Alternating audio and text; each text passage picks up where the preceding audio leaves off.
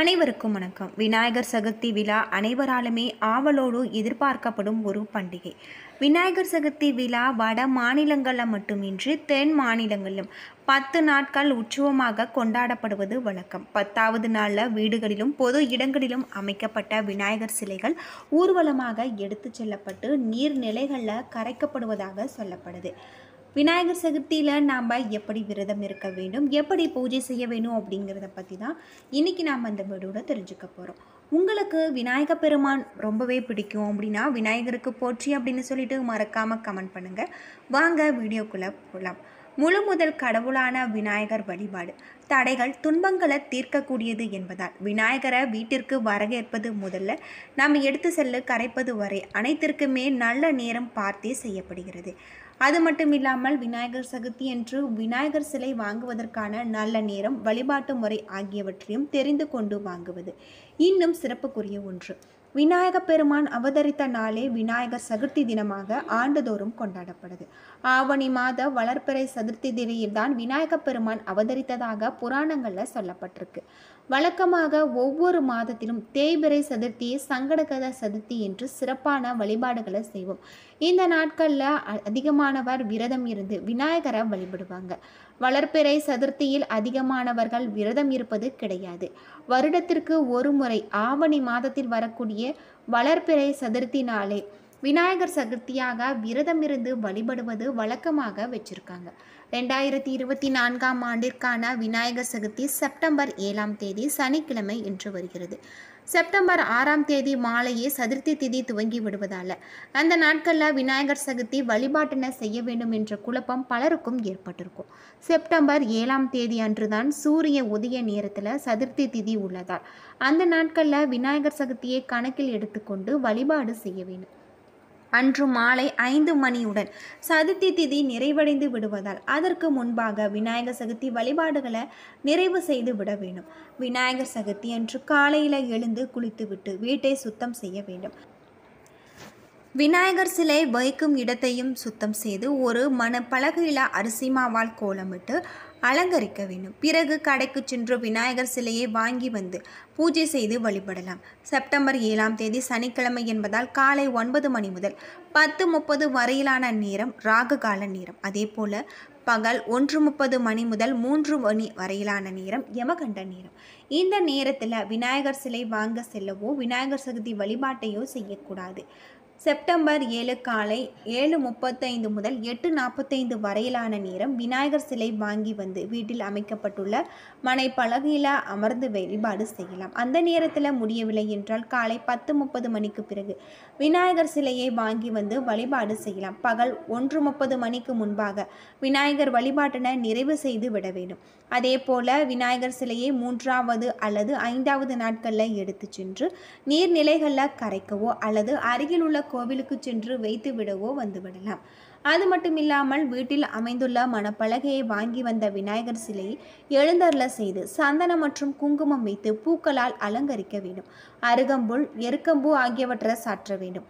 விநாயகருக்கு முன்பு ஒரு அகல் விளக்குல தீபம் ஏற்றி வைக்க வேண்டும். விநாயகருக்கு அனைத்து பூக்களும் ஏற்றது என்பதால் எந்த பூ கிடைக்கிறதோ அந்த பூக்களை 21 என்ற எண்ணிக்கையில் வைத்து விநாயகரை வழிபடுவது இன்னும் சிறப்பு. அத்தோடு விநாயகருக்கு விருப்பமான அவல், பொரி, கொழுக்கட்டை, மோதகம், சுண்டல், சர்க்கரை பொங்கல் போன்றவற்றை நிவேதியமாக படைத்து வழிபடலாம். விநாயகர் பெருமானுக்கு பழங்கள், குறிப்பாக வாழைப்பழம் படைத்து வழிபடுவது இன்னும் சிறப்புக்குரிய ஒன்று.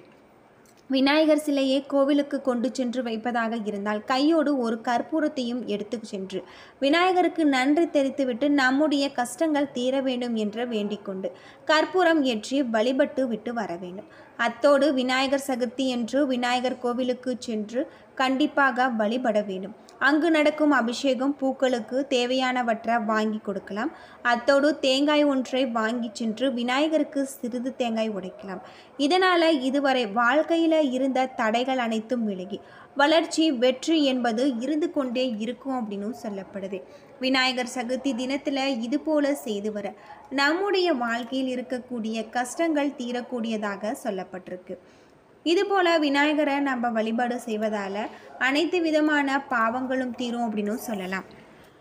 அது மட்டும் இல்லாமல் நினைத்ததெல்லாம் உடனே நடந்துவிட்டால் அந்த தெய்வத்தை யாரும் நினைப்பது கிடையாது. இதனால தான் என்னவோ நாம் ஒன்று நினைக்க அது ஒன்று நடக்கிறது. உரிய காலத்தில் நமக்கு வேண்டிய விஷயங்கள் தடையில்லாமல் நடக்க வழிபட வேண்டிய தெய்வம் என்ன? நம்முடைய துரதிர்ஷ்ட ராசியை மாற்றக்கூடிய அற்புதமான வழிபாடு விநாயகர் வழிபாடாக தான் இருக்குது. எல்லோருக்குமே சுலபமாக நடக்கும் விஷயம் சில சமயங்களில் நமக்கு மட்டும் ரொம்பவே கஷ்டப்பட்டு காலதாமதமாகிவிடும். வரிசையில் நாம் நின்று கொண்டிருந்தாலும் நமக்கென்று வரும்பொழுது நமக்கு வேண்டிய காரியம் சரியாக நம் தருணம் வரும்பொழுது தடைப்படும். நடக்க வேண்டியது காலதாமதமாகும். இப்படி பல்வேறு விஷயங்களில் நமக்கென வரும்பொழுது லேட்டாக நடந்தால் நமக்கு கிரகநிலை தோஷம் இருக்கிறது என்பதை நம்மால் உணர முடியும். அதற்கு முழு முதல் கடவுளாக விளங்கக்கூடிய விநாயக பெருமான வழிபடுவர்களுக்கு சகல விதமான தோஷங்களும் நீங்குவதாக ஐதீகம். அது மட்டுமல்லாமல் வெற்றி நாயகனாக திகழக்கூடிய இந்த வெற்றி விநாயகரை வழிபடும் பொழுது தடைகள் எல்லாம் தவிடு பொடியாகும். இத்தகைய வழிபாடு தொடர்ந்து செய்து வருபவர்களுக்கு எல்லா விஷயங்களும் தடையில்லாமல் ஜெயமாகும் அப்படின்னு சொல்லலாம். அந்த வகையில் நம்முடைய வேலைகளை சுலபமாக்க நாம் எண்ணங்கள் விரைவாக பூர்த்தி செய்யக்கூடிய எளிய வழிபாடு நாம் விநாயக பெருமான வழிபடுவது தான். அது மட்டும் இல்லாமல் செவ்வாய் அல்லது சனிக்கிழமைகளில் விநாயகர் வழிபாடு செய்வது வழக்கமாக்கி கொள்ளுங்கள். மங்கள காரியங்கள் மஞ்சள் பிள்ளையாரை பிடித்து வழிபட வேண்டும் என்பது நியதி. அந்த வகையில் சனிக்கிழமையில் வரக்கூடிய இந்த சதுர்த்தி விநாயக பெருமானுக்கு வழிபடுவதன் மூலம் மிகப்பெரிய ஒரு அதிசயம் வாய்ந்த ஒரு கிழமையாக தான் இருக்குது. விநாயகரை வழிபடுவதால் நம்முடைய வாழ்க்கையில் இருக்கக்கூடிய அனைத்து விதமான பாவங்களும் தீரும். மஞ்சள் பிள்ளையாருக்கு சந்தன குங்குமம் திலகமிட்டு கொள்ளுங்கள். முடிந்தால் எருக்க மாலை கோர்த்து வையுங்கள். அகல் விளக்குல சுத்தமான பசுனை ஊற்றி அதில் வெள்ளெருக்க திரி போட வேண்டும். அது மட்டும் இல்லாமல் வெள்ளெருக்க திரி போட்டு நாம் தீபம் ஏற்றுவது நிறைய நன்மைகளை நமக்கு கொண்டு சேர்க்கும்.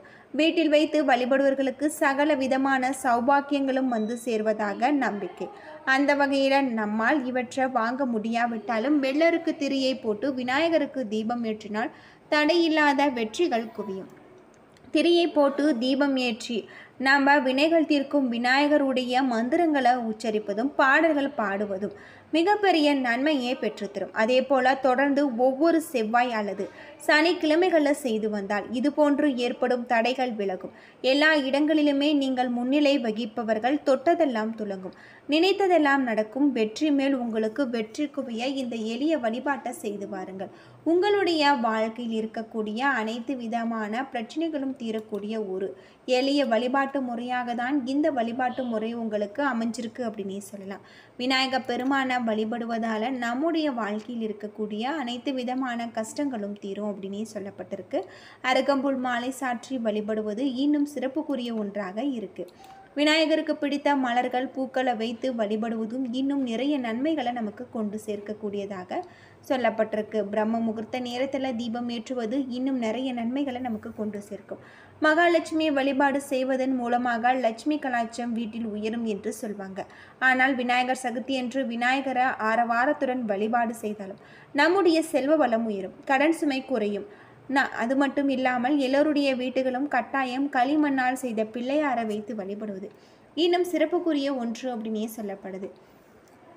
ராகு காலம் யமகண்டம் இல்லாத நேரமாக பார்த்து விநாயகர் சிலை வாங்கி வீட்டில் இருக்கும் ஆணோ பெண்ணோ கடைக்கு செல்லும்போது ஒரு மணப்பலகை அல்லது ஒரு பித்தளை தாம்பூலம் தட்டை எடுத்துக்கொண்டு கடைக்கு செல்ல வேண்டும்.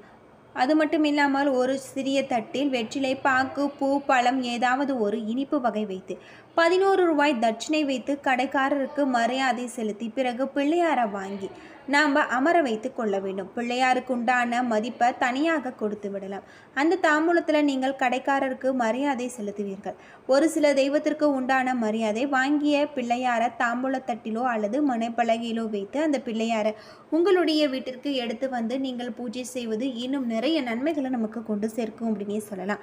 ஏன்னா நண்பர்களே, இந்த வீடியோ உங்களுக்கு பயனுள்ள தகவலை தந்திருக்கும்னு நினைக்கிறேன். வீடியோ பிடிச்சிருந்தா லைக் பண்ணுங்கள், ஷேர் பண்ணுங்கள், கமெண்ட் பண்ணுங்கள். இது போல தகவலை தெரிஞ்சுக்க நம்ம சேனலை மறக்காமல் சப்ஸ்கிரைப் பண்ணுங்கள். நன்றி நண்பர்களே.